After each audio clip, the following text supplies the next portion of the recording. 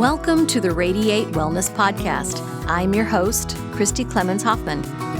Each week we will discuss tools, tips, and ways to radiate your best life ever, interviewing practitioners, authors, and luminaries to help you on your path. Wellness, joy, peace, abundance. What do you want to radiate?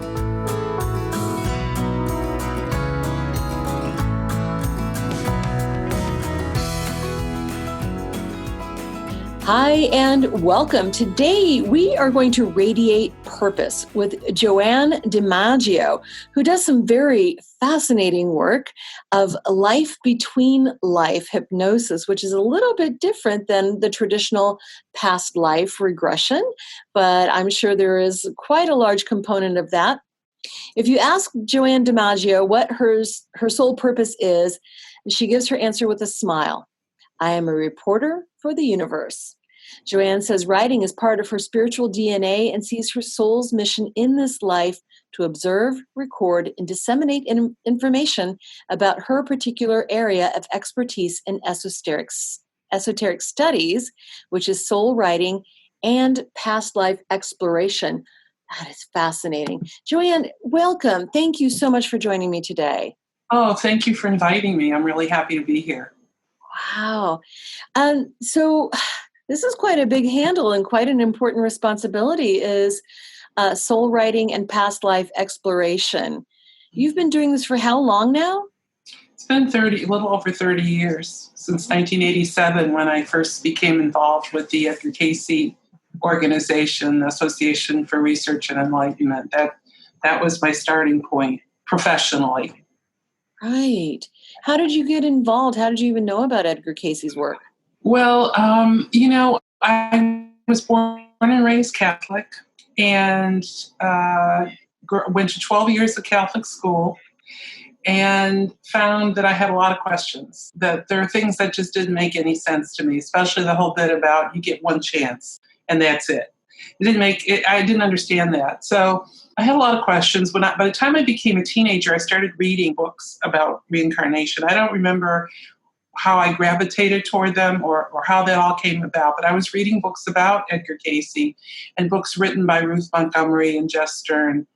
And that answered my questions. And I thought, this makes perfect sense. The whole idea of karma made such sense to me compared to the whole idea of sin. So as a teenager, I was really, really enthused about this, not thinking that I had already had some hints about past life as a child, because I was fascinated by the 18th century American history. I couldn't get enough of it. I read every book I could read. I saw the movies or TV shows about it. I would wear my hair in ringlets. I would write with a quill pen. I was a very strange child, I admit it. But then I got to be, at the same time that all this was going on, I was doing the soul writing, but didn't realize I was doing that. And soul writing is a form of, it's a written form of meditation, if that's an easy way to explain it. So you go in an altered state of consciousness and you start writing. I was actually using that to pass my college essay exams, because I would go into a class and I'd say, I didn't remember anything and I didn't know the answers. And I thought, I'll say a little prayer and I'll see what happens. And the pen would just fly off the page. So I was channeling something or the other. But then I went to sleep, got married, had a family, didn't think about it for 15, 20 years, whatever it was. And then Shirley MacLaine came out in 1987 with Out on a Limb. It was the big wake-up call for sleeping metaphysicians all over the world. And I was one of them. And when she started talking about her past life experiences, boy, did that perk my interest. And that was it. That I haven't stopped my exploration of past life information, not only my own past lives, but then I started to expand. I started my own research organization outside of Chicago called Plexus. And then I moved to Virginia in 1995 and And I was working along with the A.R.E. as well, working with some of the top-notch past life therapists and authors. And A.R.E. being Edgar Cayce's organization? Right. Because I wanted to find like-minded people, and I didn't know where they were. I'm watching this television program, and I'm like, I'm so excited about this. I want to pursue this.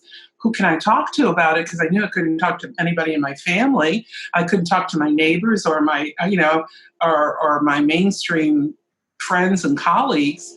So I thought, there's got to be people out there like me. And so I knew about Edgar Cayce, but I had never joined the A.R.E. or gotten really involved. But I did that year.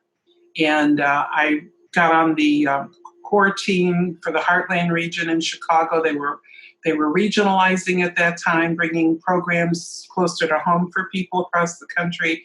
I got involved there, and that's where I met a lot of the past life therapists and authors and some of the leading speakers from A.R.E. on that topic. And I invited them then to come to talk to my past life group, my research group. And it just sort of built from there. Wow. So coming from this kind of, your words, mainstream type of background, wife and mom, Catholic schoolgirl upbringing, right? What did the people around you think of this interest of yours? Well, they really didn't say much of anything. It was like I couldn't freely discuss it with them. I would, you test the waters every once in a while. You drop a phrase or something and you wait for a response. And I knew my family they were extremely tolerant, I would say that much, in that I could do whatever I wanted and I could pursue whatever I wanted. But it wasn't going to be the kind of conversation we were going to have over dinner. So, I think my mother even said once to me, she said, your father and I know that you're our daughter, but we don't have a clue who you are. And I thought, wow, on a karmic level, that is a huge statement because it was so true, So, but that was okay. I was able to separate when I'm with I still have friends from high school. So when we're together, I don't really talk much about what I'm doing because I know they're not open to it. But yet they'll read my book or they'll, I'll invite them if I'm going to be in their neck of the woods. I go back to Chicago every year, except this year, obviously. But, if I'm doing a workshop for A.R.E. there, I'll invite them and, sometimes they'll come and, sit and listen but most of my people are through the A.R.E. and also through Unity Church. Oh, so, Unity. Yeah, I got involved in Unity here in Charlottesville in 2009 and became a member. And now I host my A.R.E. programs at Unity. So there's my other like-minded group of people. So between them, I feel like when I'm with them, I'm really comfortable to talk about all of this and to do programs for them and do regressions and things like that. Yeah. So you just have to kind of find your niche. It's out there. You just have to look for it. Oh, absolutely. Right. There are people who are like-minded, but sometimes it's hard to find them. Yeah. And so you were doing all this past life research. So what were you doing hypnosis at the time? How did you do No, what was interesting is I had no intention of ever doing hypnosis or past life regression. I didn't see myself as a therapist. As I said in my website page, I see myself as a reporter for the universe. I'm a writer. I've been a writer in many of my past lives, not most, many of them. And what I love to do is I love to do the research. I love to find out what everybody else is doing. I want to find out what everyone else's experiences are like. And then I want to write about them and then get that information out to the bigger public. And when I was first started my past life organization, I depended on other people to come in and do the past life regression work. Because how can you have a past life organization and not offer regressions? But I couldn't do them. So at one point, one of the A.R.E. speakers, Henry Leo Baldock, he was one of the, he was really, I think in the 80s, he was doing a lot of talks for on that. So he wrote many books. He's passed away since then. But anyway, he was coming to Chicago, and we had dinner, and I told him my story and about the past life that I believed I had and all of that. And he said, "Why aren't you doing regressions?" He said, "You know more about that topic than most of the past life therapists that are out there. So why aren't you doing it?" Mm-hmm. And I said, "Because that's not my calling, Henry. I'm not." He goes, "You should do it." And he would be on me every time we would see each other. You should be doing this. Finally, just to get him to be quiet, I got my certification through the Eastern Institute of Hypnotherapy, and then subsequently took some other courses in hypnosis. I studied with A.R.E, who was the pioneers in the field of hypnosis, and then I got my master's in transpersonal studies through Atlantic University, which is part of the A.R.E. And then I got my spiritual mentor certification through them as well. So I started doing the sessions like, I think it was the late 90s when I actually started doing them. And I found that I thought, oh, this was great because now I can do my own research. I don't have to depend on outside researchers because I had clients coming to me. I designed the research project around the topic. So one was on physical karma, which was my book, Karma Could Be a Real Pain.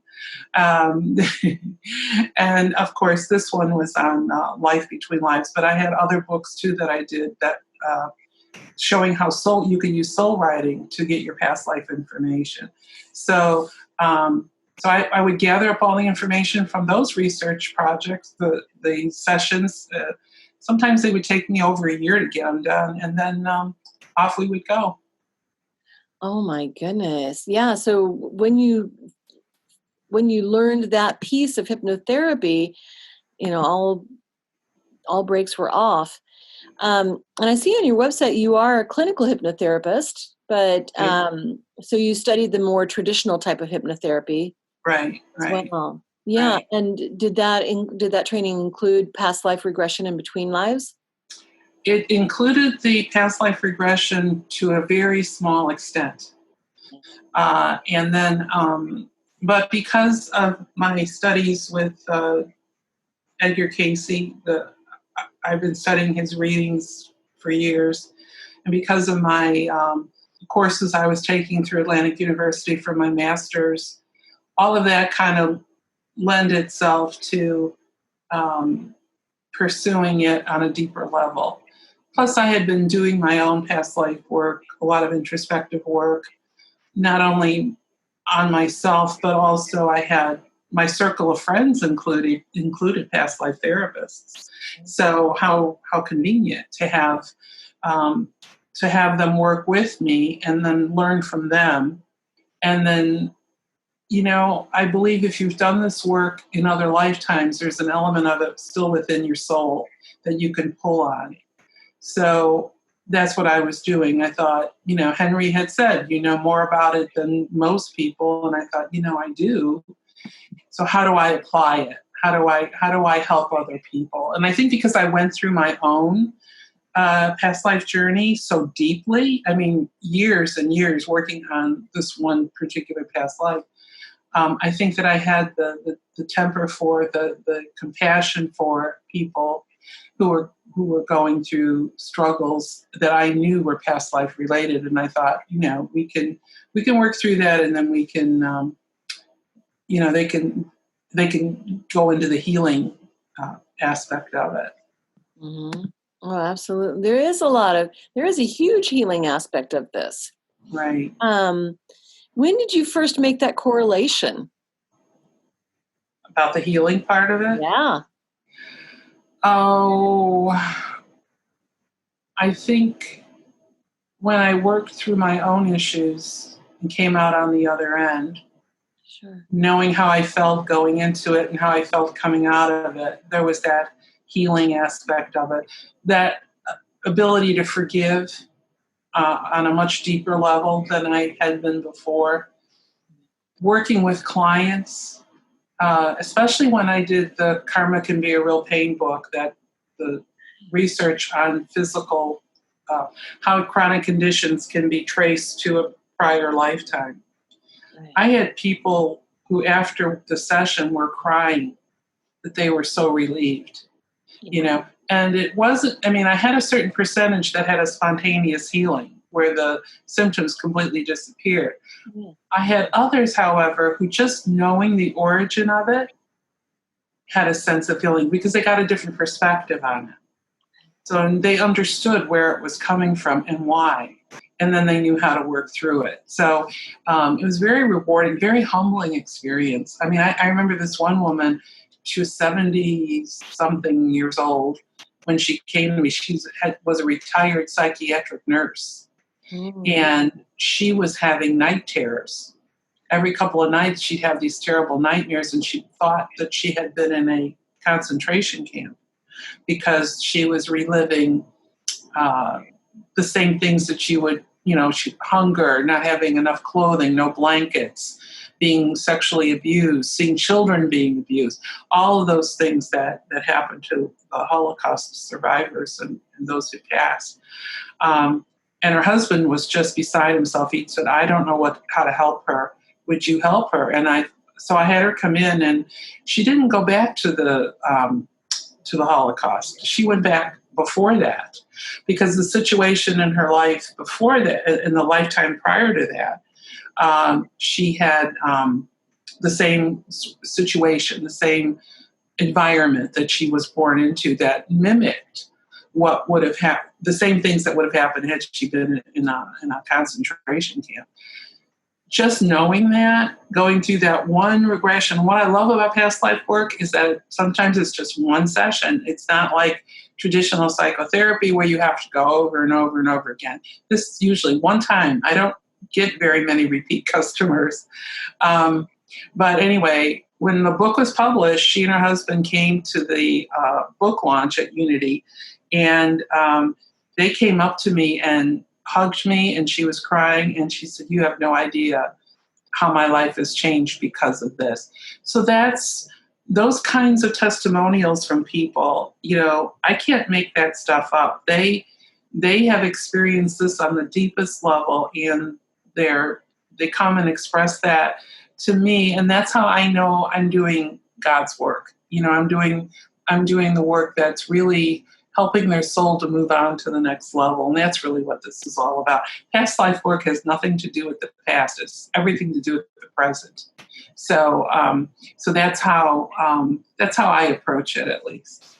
Oh, yeah, me too, because so many of our past lives we may be completely finished with, right? Yeah. There's nothing we're carrying forward, but it's the things that we're carrying forward we need to know about because we deal with them in the here and now. Right. It's important, right? Right. And that's why someone would come to someone like you or someone like me to help with them because something's going on that is causing emotional turmoil, is causing stress in relationships, is causing physical pain that they want to get an answer to. Mm-hmm. And so you've written several books about your past life work, your regression sessions. I'm looking at your website. I did it to myself again. So this is new. Well, this one I do want to circle back to. Life Between Lives. And Karma Can Be a Real Pain, which you did reference. How we carry physically the result of our past actions from past life. Your soul remembers, accessing your past lives through soul writing. I've also heard it called automatic writing. And then they're different. They're very different. Tell me about that, please. With soul writing, I did my thesis on that, and so I did a lot of research. And Edgar Cayce did a lot of readings on what he called inspirational writing. It's the same thing. With automatic writing, there's a really strong chance of possession because you're getting information from an outside source. With soul writing, you always say a prayer of protection, surround yourself with white light. With automatic writing, most people don't bother to do that. With soul writing, your handwriting stays the same. With automatic writing, your handwriting changes. With soul writing, you're being guided to do something. You're not being compelled or ordered to do something. And in automatic writing, a lot of times the message will come in through the word I, like you're communicating with somebody who's saying, I am, you should listen to me, I'm telling you to do this or whatever. So there's that ego-centered energy there, as opposed to soul writing, which is coming from above, through your head, through your soul, and out your hand. So I have a whole list of the differences between them in my book on soul writing. The first book I did is soul writing. That, like I said, that was my thesis for my master's degree at Atlantic University. So Cayce had a lot of studies. At A.R.E, they have some studies about people who would come to the A.R.E because they got into trouble with the automatic writing. I got into trouble with it, and that's what I was starting to do when I first got involved in this work. I thought that I was doing automatic writing. Well, because that was the only term that I knew back then, and I had gotten into trouble a couple of times when I skipped the steps of saying the prayer and surrounding myself with white light, because I could feel it in my arm that the energy was completely different. So the A.R.E lists automatic writing, I think, is the number 2 no. It's right after the Ouija board. So it puts it in that category. Right. Yeah. That's interesting because the way that I teach automatic writing is exactly what you're talking about with soul writing. Uh-huh. You just have to set an intention of who you want to contact, who you want to come through, usually higher self, and then always set protection. And I think the thing is, I think it's an issue of semantics, and that I think that a lot of people are doing the higher level writing, but the only term they know is automatic, so they just call it that. But when I was reading a lot of these journals, psychiatric journals, when I was doing my research for my thesis, that's where I started to find that there definitely was a difference between the two. And so my goal was to try to help to re-educate people about the proper term, because I was afraid that some people might get into trouble with if they did the automatic writing and didn't know the difference. Right. So, I think a lot of people I talk to, they'll say, well, I'm doing exactly what you're teaching in soul writing. I go, well, then you're doing soul writing, or you're doing inspiration. You're not doing automatic writing then, But like I said, I think it's just the use of the word and what we're used to hearing. Absolutely. Yeah, it's essential to ask for permission and set intentions and that type of thing. So, right. But it is so powerful. I teach this as well to connect with our loved ones on the other side. So yeah, you can use it for so many aspects of your life. And I in my first book, Soul Writing, I do different chapters on different ways that you can use it. And one of the ways is to get past life information, because I was listening to a hypnosis tape about. It was called Start Writing Now. I wanted to get past some writer's block and start to write the kind of things because I was in advertising and public relations in my real world life. So I started listening to, and when it came time to write, I started getting diary entries, and they were from 1792, 1803, and I'm like, what is this? And when I read them, they sounded like some sort of a historic romance novel. And I thought, what is this? I don't write like this. And turns out that I had submerged my consciousness and allowed my past life aspect to come forward. And she was writing the information about this previous lifetime. Frank DeMarco, who wrote Chasing Smallwood, did the same thing. And so I thought, wow, you can use this to gain past life information. So you could use it for psychic development. You could use it in art forms. The process is pretty much the same. So if you wanted to write poetry, you could use it. If you wanted to, and if you just set the intention and, you're dealing with the processes, dealing with the same source, it's how you access that source and then listen to the information, the still small voice within that's guiding you into doing whatever it is you're doing. So I call it the 24/7 phone home card. You can call it contact spirit. I have got a problem here. So I teach people you could write a question and get an answer. Or just ask for something for your highest and best and get something. So it is extremely powerful. And I do sometimes include them at the end of a regression. Because I'll leave it up to the person, because I'll say to them, sometimes this, they have enough after the regression and they're processing. And so they don't want any more. They don't want to go any deeper. But I'll say to them, if you'd like to go deeper, I'll go with you. And we'll both do the writing. I'll bring them almost all the way back to full consciousness, put a pad of paper on their lap and a pen in their hand.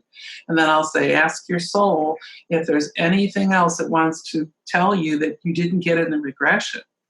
And I'll do the same thing. I'll ask my friends upstairs if they have any information I can share with you.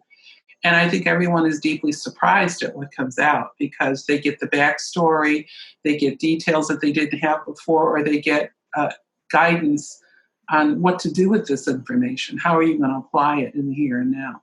And everybody is just really taken with how profound that information can be through the writing when added to the regression. So it's got many uses. I love that. That is wonderful. We may have to do a whole episode just on soul writing, yeah. Right? Right. What caught my eye about your work is, of course, I heard you on Jim Harold's paranormal podcast. Jim has been on this podcast twice. Love that guy. He's the nicest guy, and he does such interesting topics. This was actually your book. I think, is this your newest? Well, not the one that's going to be released in January, but the newest book, I Did It to Myself Again. Is that your that just came out. Right. When did it come out? Last month, or about a month or so too. Oh my goodness! 2 months ago, maybe April. I think it was out in April. Right, right. I know time kind of blends together right now. I know. I have no clue where I am half the time or what day it is. I thought today was Thursday for sure. But oh no! That is the newest one, and that is the combination past life and life between life sessions. Oh, this is fascinating work. So, why did you decide that it was time to write about specifically the aspect of time of life between lives? I think it was because over the last 30 years of doing regressions, I have found that many of my clients like to blame everybody and anything for what's going on in their life now. It's my mother's fault. It's my father's fault. It's my husband's fault. My wife's fault. My children's fault, whatever. And I knew enough from doing this work that I knew that they had designed this life themselves. So I was curious about that time period between lives when we are planning out the next lifetime. So I went and read everything that Dr. Michael Newton has written. He is the expert in the field. And I found as I was reading it that there were things that he was saying that were contrary to what I had learned and contrary to what Cayce had taught. So I thought, this is interesting. So I thought, I really want to get it. I want to figure this out on my own. I want to see on my own what my research would show. Because he even admits in the book, he said, this is just like a starting point and people are going to pick up on it later and take it to the next level. So I thought, I want to find out more about it. So I designed this research project for that purpose. First, to sort of build on or challenge or take a look at the material that he had and others in the field had, and compare that with what Mr. Cayce had been teaching. I also wanted to address this whole issue about blame, so that people would change their perspective and see that if they acknowledge that they designed this lifetime because this is what they needed to go through for their soul to grow, their whole perspective on life itself would shift significantly. So I wanted to see that. And then the third reason was I wanted to see if there was a common thread among strangers who describe what it feels like to die, what's the process of entering the afterlife, and what happens when you're there. So my thought was, if the majority of them are saying the exact same thing or something similar, then that must be the truth. Then that must be what really happens, right? So you've got 25 people from all walks of life. Their average age is 62. I had 23 women and 2 men, which is unusual. I usually get more men in my research, but for some reason they weren't interested in this topic. I don't know why. But I wanted to see, if you're talking about the process of dying as feeling free and being relieved and floating and just this beautiful experience, then wouldn't people who are fearful of death be comforted by that and know that, wow, if these people are all seeing this, I'm probably going to see that too. So it won't be so traumatic as I think it's going to be. So those are my 3 reasons for doing it. And I did study Dr. Newton's work. I incorporated some of it into my research project in terms of the way the different areas that I wanted them to visit. And then I did start with a past life regression to go to the life that was most impacting them now, and then took them from the past into the present, then back out again into their afterlife, when they were in spirit right before coming into this life. So everything that they experienced, I documented and put it in the book. Wow, that is fascinating. I know in my work too, I have not encountered as much between lives, but when you do, it is fascinating. Mm-hmm. And now I've noticed that the way that people describe these times can be very different. Some will describe being with the council. Some will describe being with just their loved ones. Some describe having a machine that they look in. Some others describe, having screens that you look at. Yeah. So what do you often find in this research? All of the above. It depends on the question that I'm asking. What it feels like to die, they were all pretty much on board with the same answers there. Meeting up with a guide, like I'd ask, do you see a gateway or an entry portal? Like when you first pass over, the story about St. Peter at the pearly gates. I wanted to see if anybody saw St. Peter. None of them did. But 52% of them did see a gateway of some sort, an entry portal. And the rest said that they didn't, but yet they still had a starting point. So they didn't call it a gateway or an entry portal, but it was still a place for them to start. 88% of them were greeted by a guide, and the guide has been with them from day one. So it could have been someone that they recognized from a prior lifetime, or it could have been an energy, an entity that's always been in spirit and just has been like a guardian angel to them, or an ascended master working with them, whatever they chose to believe. So, they talked about whether they would have a conversation with that guide to talk about the previous life and get some answers about it. They met up with members of their soul family, but they went to the Council of Elders, the chamber. I had them describe what the chamber looked like. Most of them thought it at first they were saying it felt like a courtroom where they were going to be judged. And yet, when they actually went through that process of working with the guides, they all said the same thing, that they were totally non-judgmental. And nobody sat there with a finger going, you really screwed up that last lifetime. No one did that to them. They were all treated equally and with compassion and with non-judgmental love. So it was a very positive experience for them. It was like, to me, meeting with the Council of Elders is like meeting with your guidance counselors at school. Because if you think of Earth as a school, and we souls are coming into Earth to learn, we have a curriculum to follow. And so the Council of Elders, acting as our guidance counselors, are coming up with this curriculum, saying, let's look at your past life. What was it that you didn't finish? What issues came up that you didn't resolve? And, we'll pick a handful of them and put them into the life we're designing for you, and that's what you'll work on. So when they're with the council, they're coming up with their karmic issues, the list. They're coming up with their karmic attributes, that list. And then armed with all that information, then they go on to select their parents and to work with their soul family in seeing which of members of their soul family will come with them into this life. Did you know that Radiate Wellness has a subscription-based premium content Facebook group? Think of it like the premium version of this free podcast.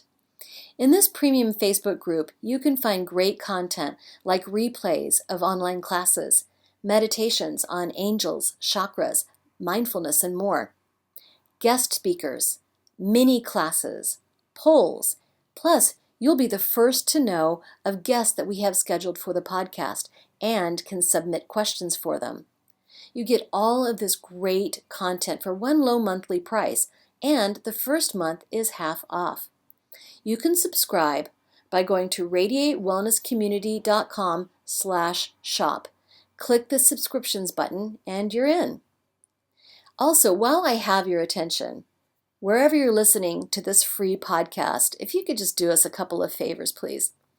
One is go to hit the subscribe or follow button. Then you'll be notified of all of the episodes we have coming out each week. Also, please rate and review. It sounds really simple, but it helps us to grow our audience when people are looking for great podcasts.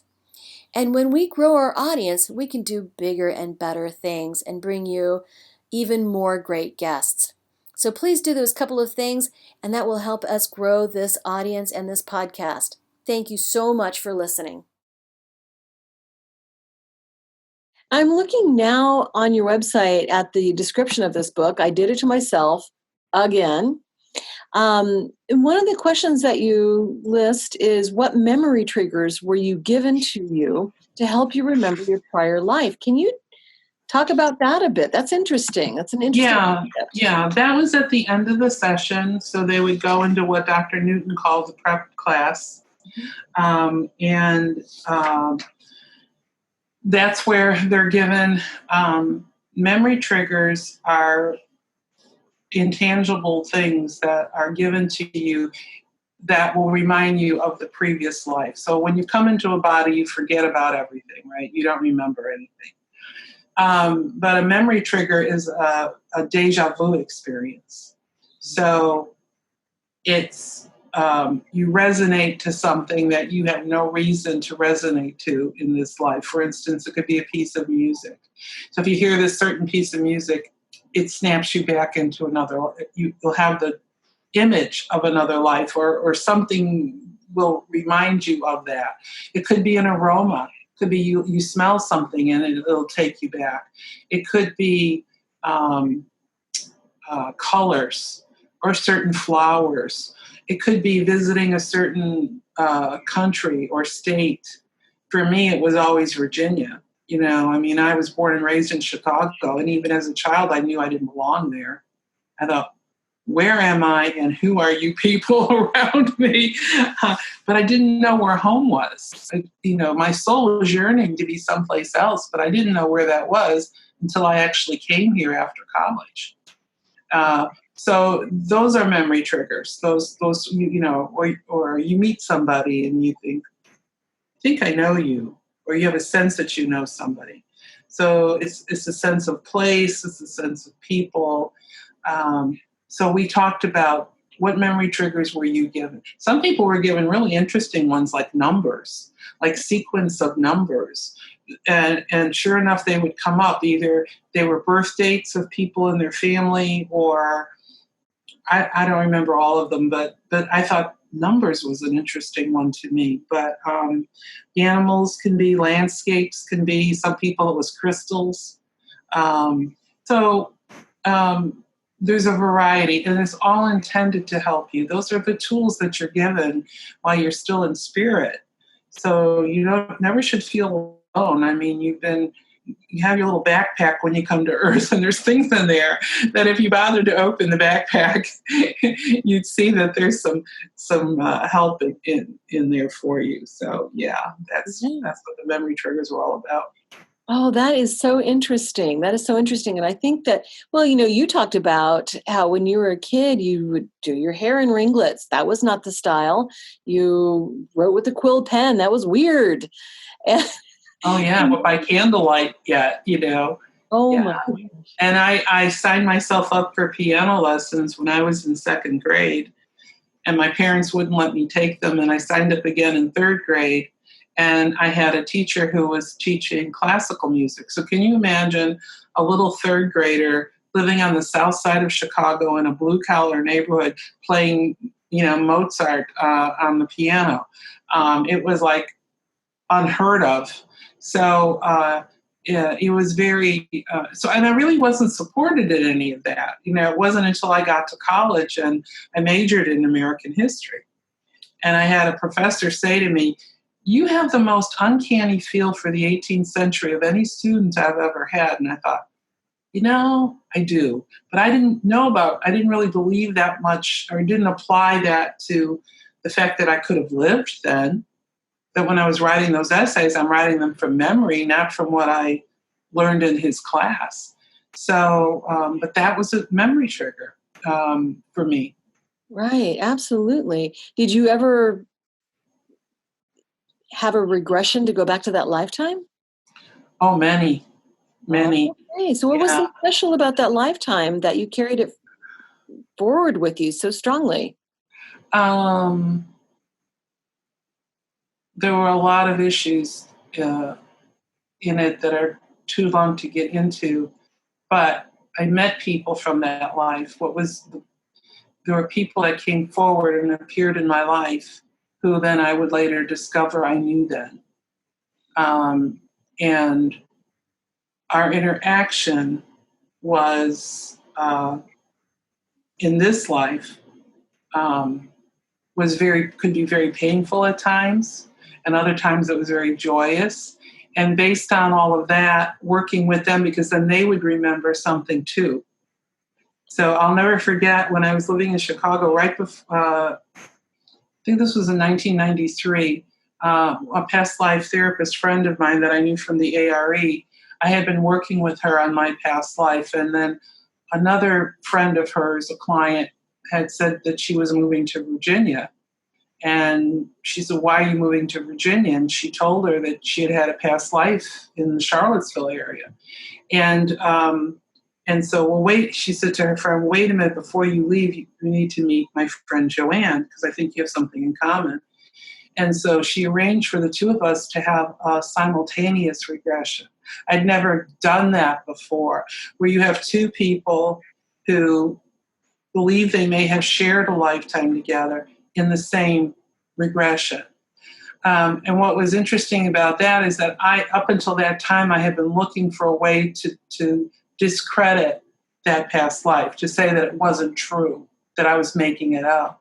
But then when you have a person that you never met before walk through the door and have a regression with you and remembers details, you can't deny it anymore. And so that's been my journey with that lifetime of having synchronistic events happen where people are coming in that knew me or I knew them, and playing out that karma, which is not always fun, but necessary for growth. And I I'm so grateful that I've had that opportunity. And I think it makes my work much more profound because because I've been through it and had to process this for myself. So it's not like I'm not done the work and I'm putting my shingle out on saying, come in, I'll work with you. So, because I think that's important that you work on your own issues before you work with somebody else. So, so it was a very interesting. I'm going to eventually write about it. Henry Bolduc, I told him about it, and he said, "You've got the past life story of the century, and you're just sitting on it." And I said, "Yes, I am. I don't really want to. I don't have to share everything, do I? So yeah. So that was my journey. Brought me to Virginia. I mean, chasing after that lifetime, I moved to Virginia with my family, and I'm really happy that I'm here because this is home. This feels like home to me. Yeah. Gosh, that's beautiful. That's beautiful. I know I had done one very tragic past life experience that I had no triggers to whatsoever. So this really came out of the blue, of being a Jew in medieval Spain and being chased down the street by inquisitors and having lost my wife, who was my complete meaning. It still just kind of makes me feel emotional. And there were so many themes in the current lifetime that were tied to that. And it's powerful. It's very, very powerful. And then there's another lifetime. I know that I was in turn of the century Paris, or at least near to it, still trying to determine what that was about. So we do carry these things. And I know I had a boyfriend who we have the Nelson Atkins Art Museum here in Kansas City, where I live.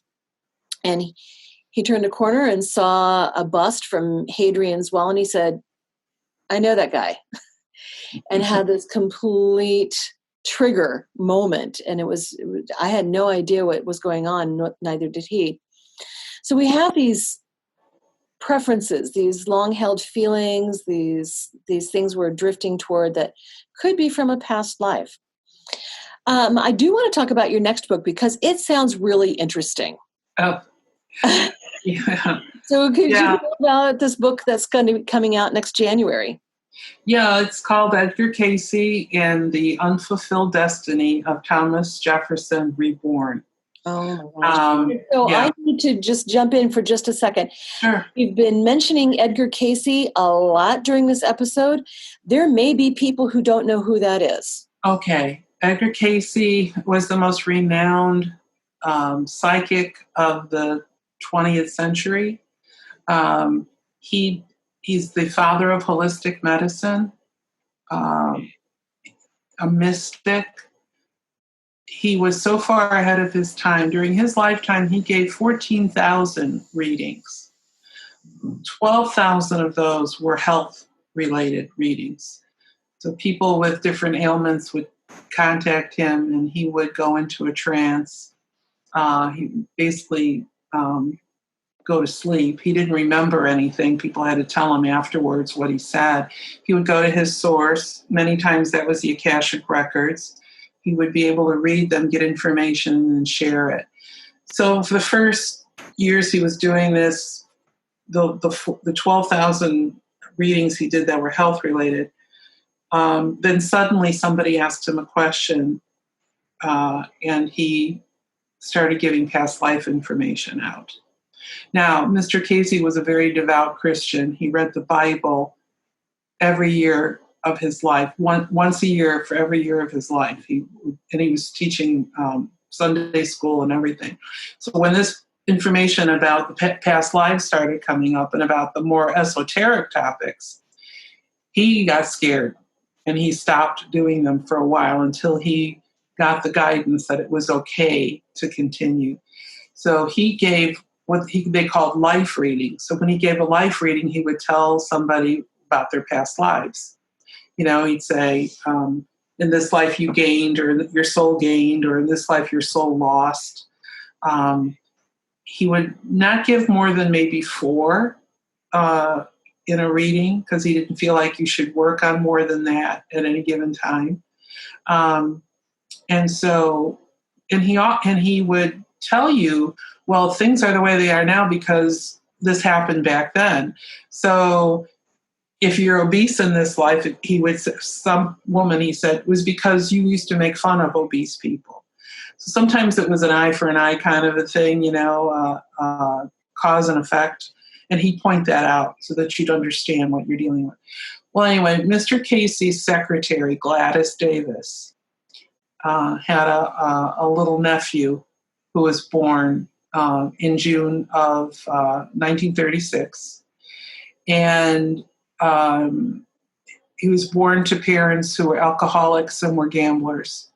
And his mother had been drinking so heavily that when he was born, he said he looked like a piece of wood.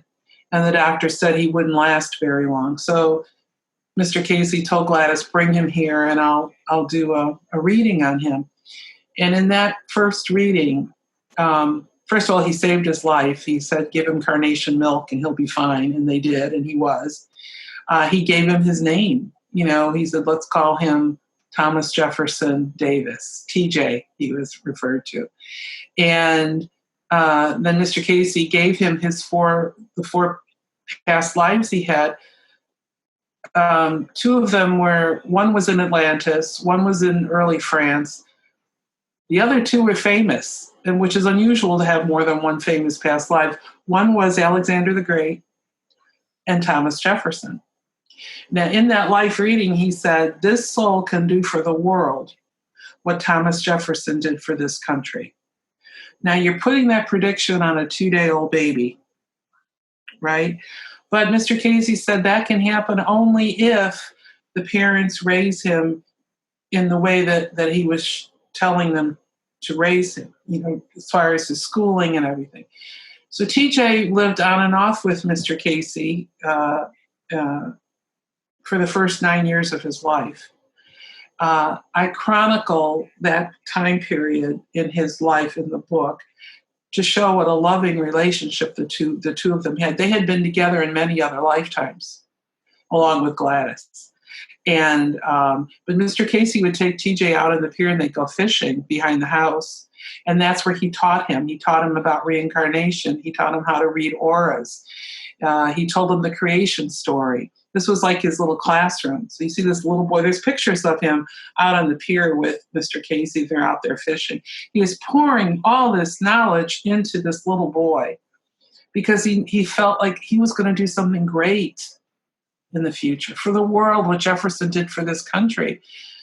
Well, Mr. Cayce died when TJ was not quite 9. He was like 8.5 years old.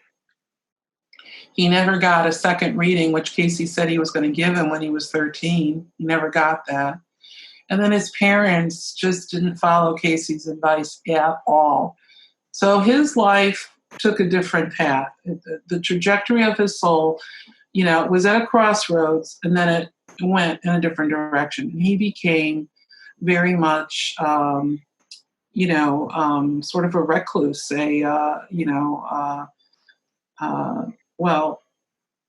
he wasn't someone that was very much admired at all, and he never got the upbringing that he needed or the information that he needed to do these great things. But that weighed heavy on his mind. He's still alive. He lives here in Charlottesville. We're good friends. But so I spent 8 years. What I wanted to do was I wanted to sort of vindicate him and say why he didn't do what Cayce said he could possibly do. So I spent 8 years going back and forth to the A.R.E, to the Edgar Cayce Foundation's archives, to the library there. And I would be pulling out his file and files of all the people around him. And then I sandwiched everything together to show how his life unfolded and why, he didn't fulfill the prophecy. So that book will be out in January. Ozark Mountain Publishing is publishing it. And there'll be pictures in it of TJ as a child. And you see him now, he looks remarkably like Thomas Jefferson.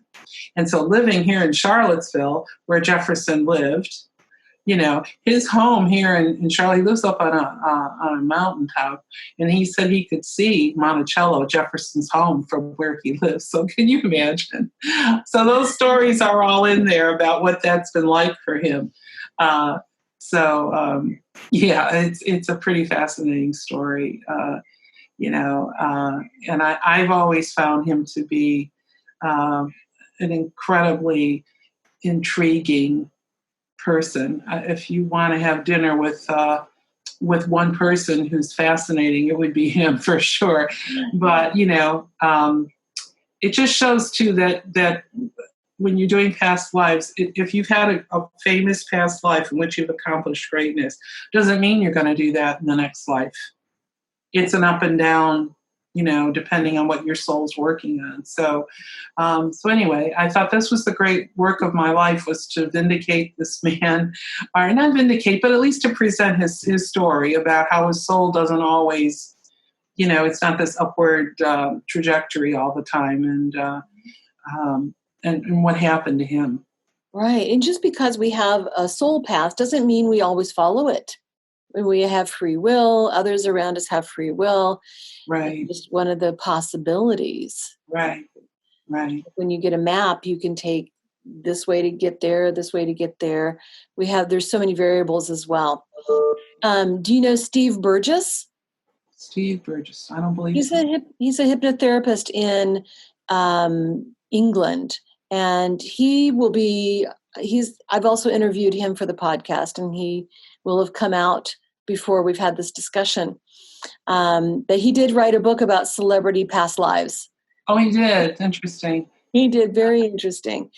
And I think not quite what we think. I mean, it's not like the Cleopatra or the Napoleon, but these are, yes, celebrities and well-known people, but not as well-known as somebody like that. Of course, this is something that we always think, oh, I've had these past lives. I feel like I was Cleopatra. I feel like I was this famous person. But that's not necessarily so. You could have seen them. You could have been a contemporary of them. Like when they say that they think they're Napoleon, I say, well, are you looking at the world from atop your horse? Is it you looking? Or are you standing back and seeing him on a horse? And you're just identifying with him. So there's a lot of the people that are really truly somebody famous are the most humble people you'll ever want to meet. They don't go around bragging about who they had been. But I do have a lot of people coming to me thinking ahead of time that there's somebody famous. And that 99% of the people are Jane Does and John Smiths. I mean, we have very ordinary lives. But somebody had to have a famous past life. Those souls are still around, right? I had one woman who came to me. She says, I believe I was Patrick Henry. I said, you do? Why do you believe that? She says, because he could talk well and so can I. Based on that, and I thought, knowing from my own experience, there's a lot more to it than that. But I don't negate anybody's experience, but it is true that I have somebody that came to me who said he was Stonewall Jackson. Mm. Well, he looks just exactly like him, and he's when he first came into my office, he was barefoot and had a Confederate cap on, and I asked him why, and he goes, "Well, this is to honor the troops," and I've done a lot of work with him, and I think he's the real deal. But they're very few and far between, and like I said, they're very humble people.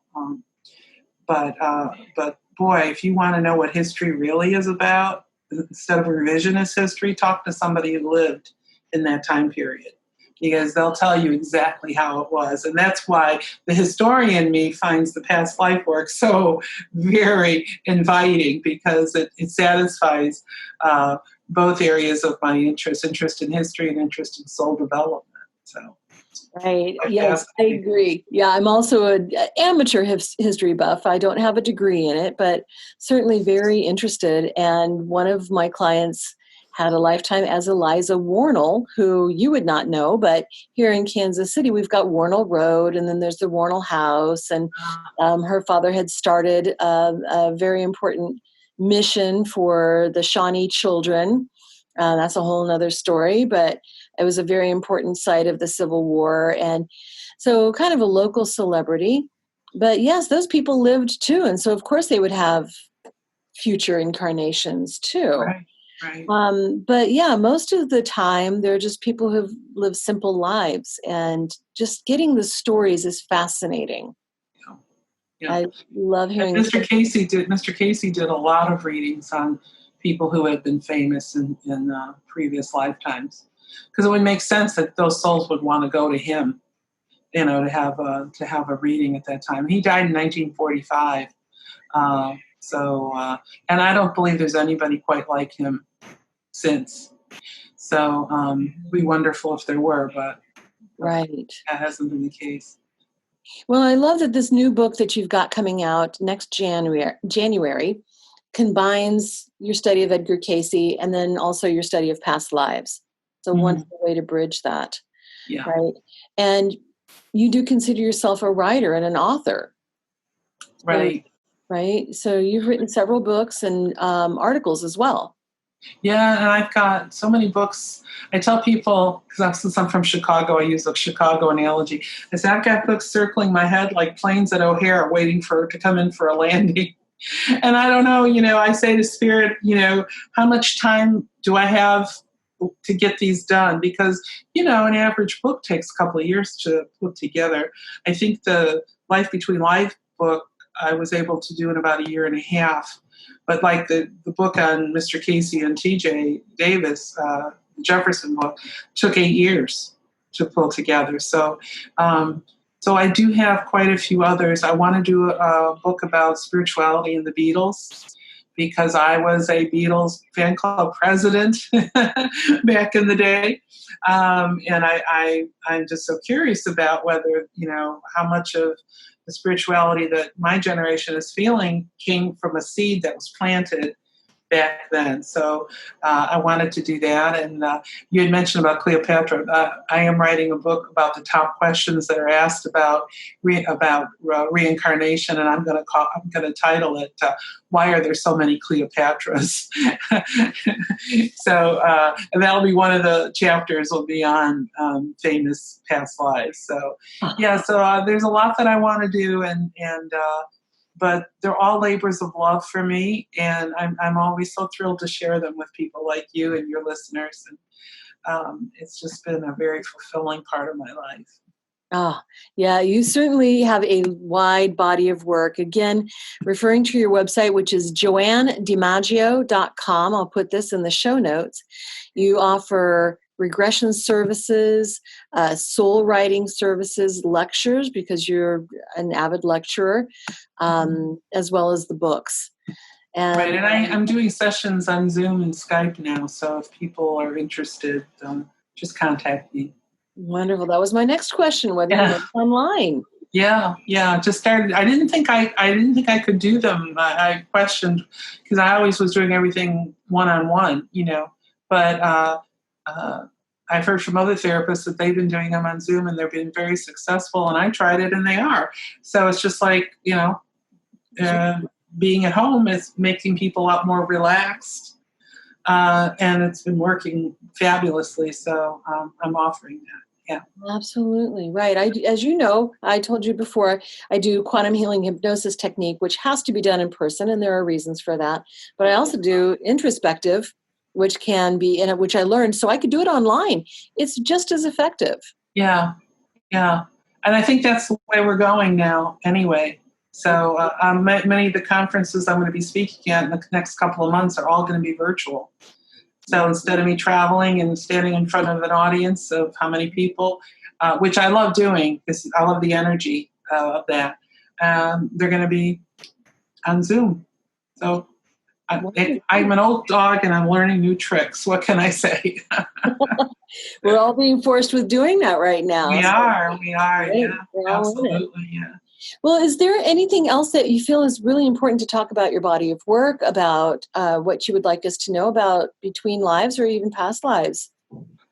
Well, I think that one of the main questions I get when a person comes in for a past life regression is that they're lost, in that they don't know what their purpose is. Why am I here? Especially now. you're getting the question, why am I here now? And especially when I say, well, you chose that, you chose to be here. And there's a lot of reasons why you're here now. It could be that you're going to serve others.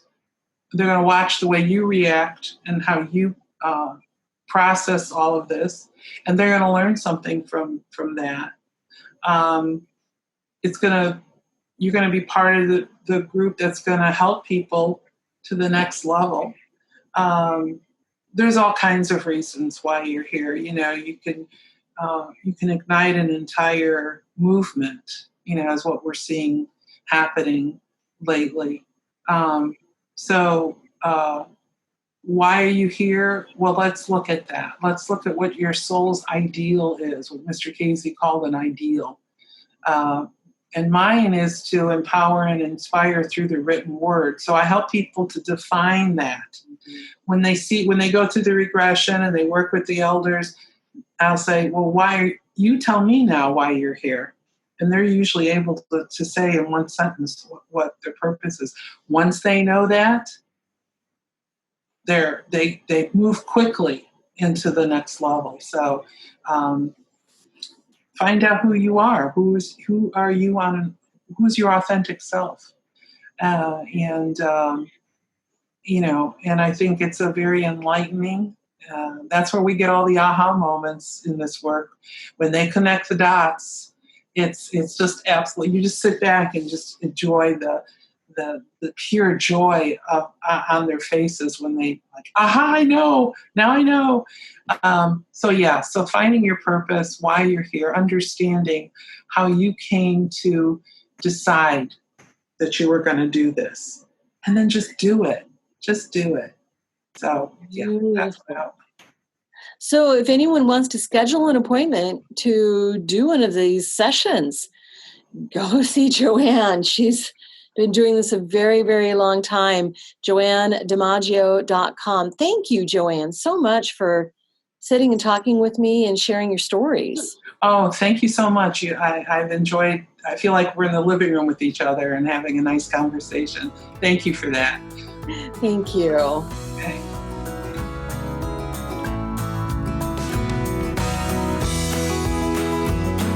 Radiate Wellness is a community of holistic and alternative healers and consultants based in the Kansas City area, dedicated to helping you create spiritual, energetic, and physical well-being. To learn more about our practitioners, services, classes, and events, or to schedule an appointment, visit us at radiatewellnesscommunity.com.